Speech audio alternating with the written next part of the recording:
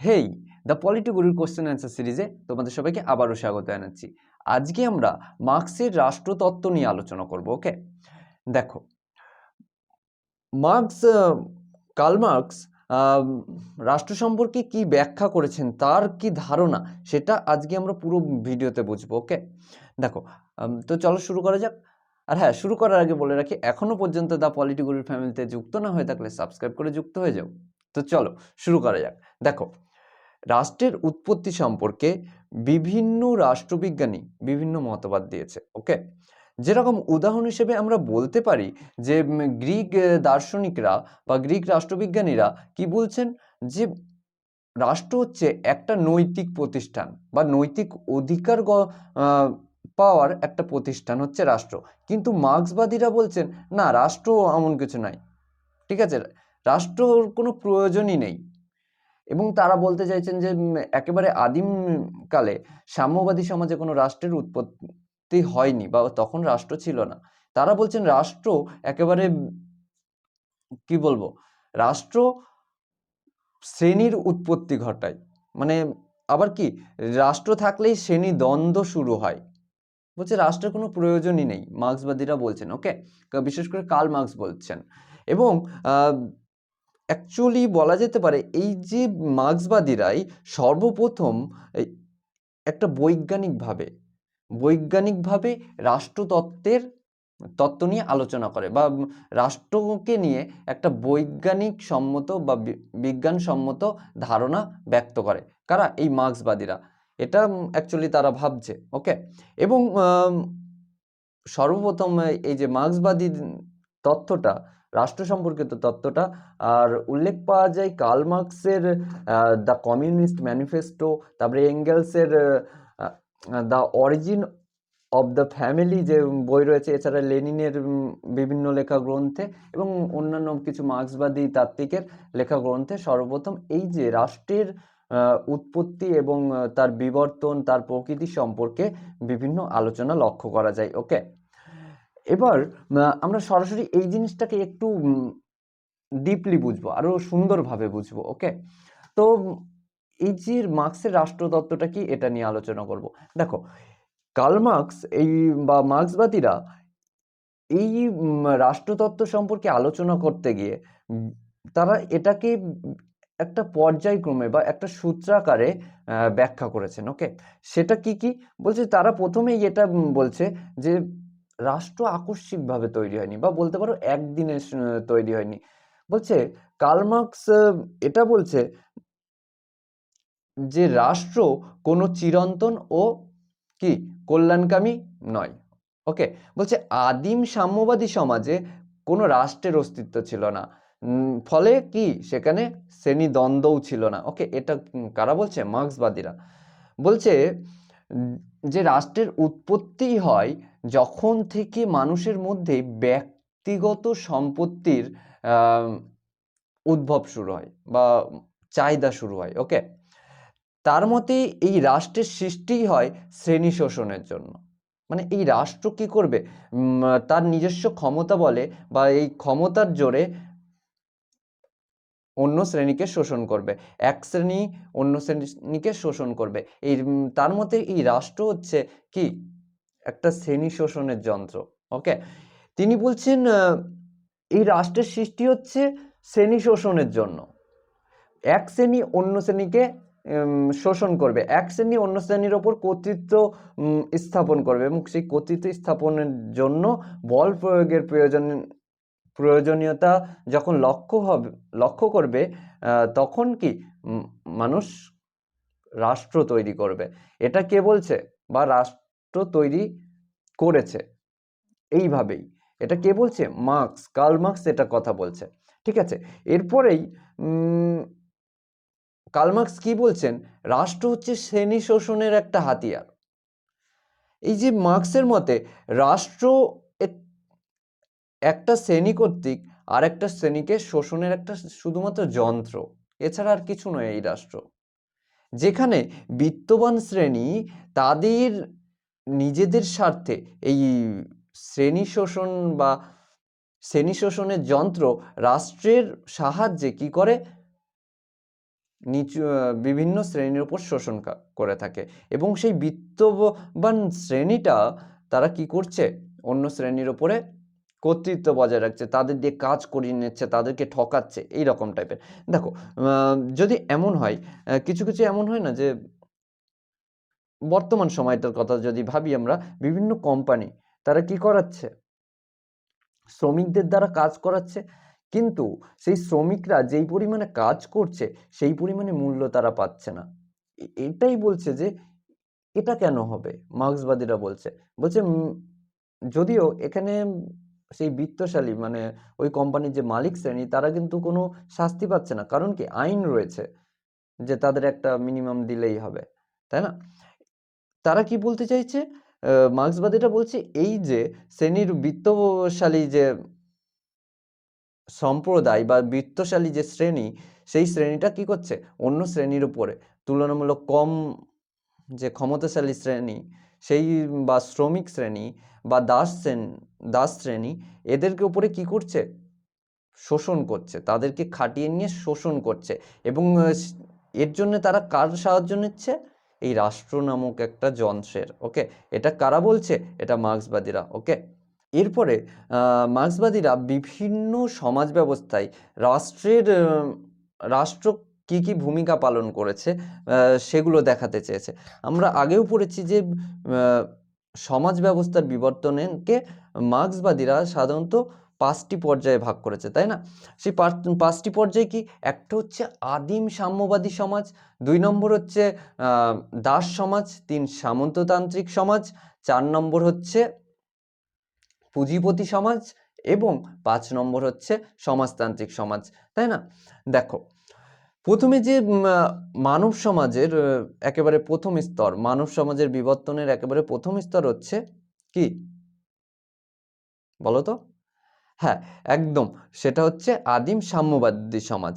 বলছে এই সমাজে কোনো শোষণ ছিল না, এবং এই সমাজে কোনো শ্রেণী বিভাজন ছিল না, ঠিক আছে? এই সমাজে কোনো ব্যক্তিগত সম্পত্তি ছিল না, ঠিক আছে? এখানে তাই জন্যে রাষ্ট্রও ছিল না। এখন এবং এই যে আদিম সাম্যবাদী সমাজটা ছিল একেবারে রাষ্ট্রহীন। ওকে, এবং ঠিক এর পরের স্তর মানে সমাজ ব্যবস্থার বিবর্তনের দ্বিতীয় স্তরে কি বলছে, এটা ছিল দাস সমাজ।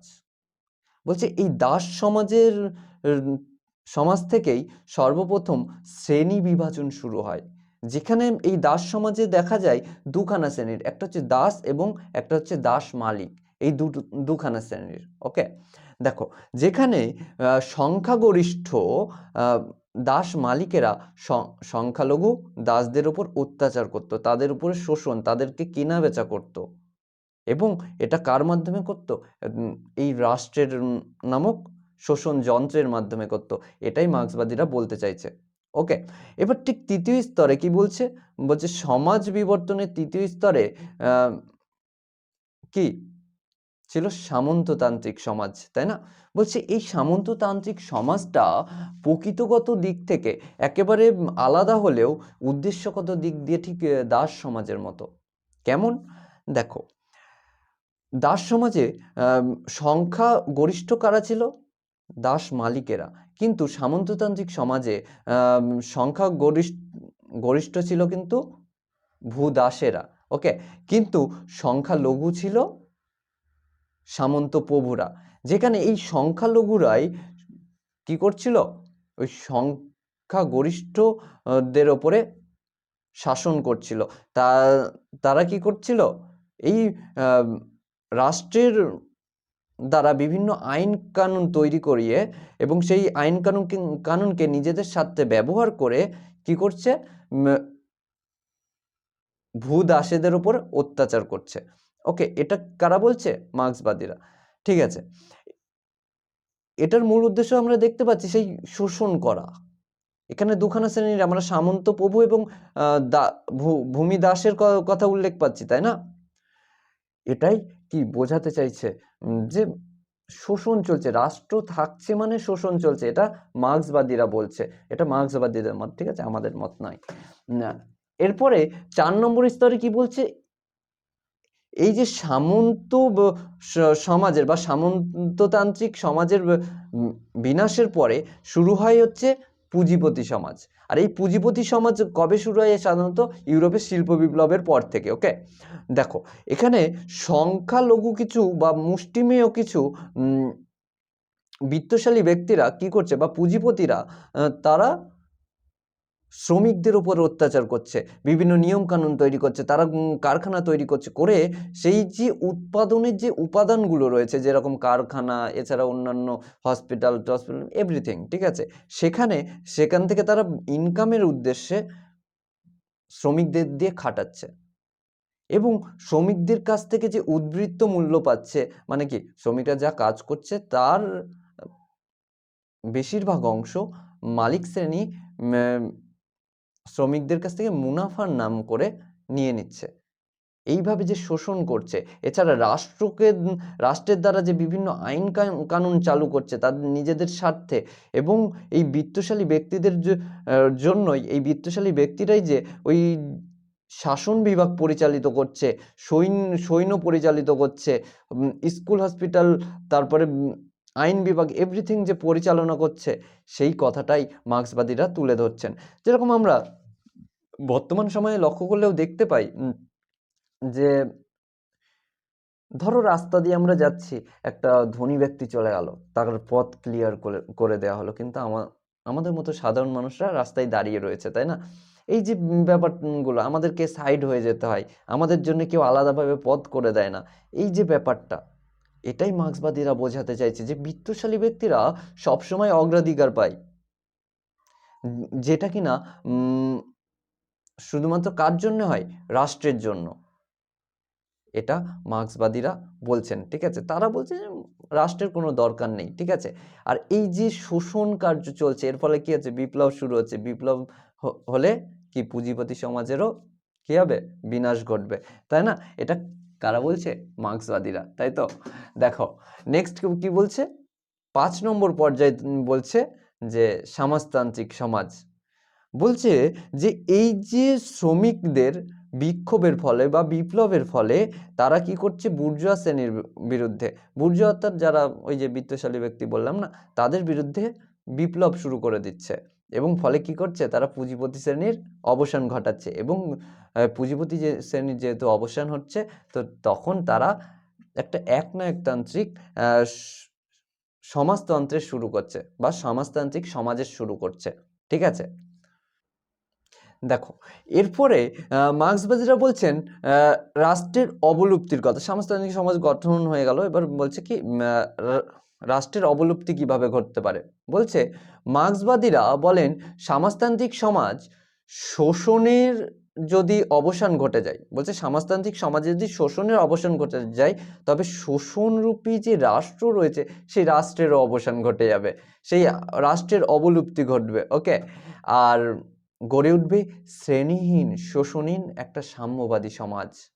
বলছে সেই সমাজের মূল নীতিই হবে from each according to his ability to each according to his need, অর্থাৎ প্রত্যেকে তার সামর্থ্য অনুযায়ী কাজ করবে এবং তার প্রয়োজন অনুযায়ী ভোগ করবে। ওকে, যে এমন নয় যে সবাই ভোগ করবে, ঠিক আছে,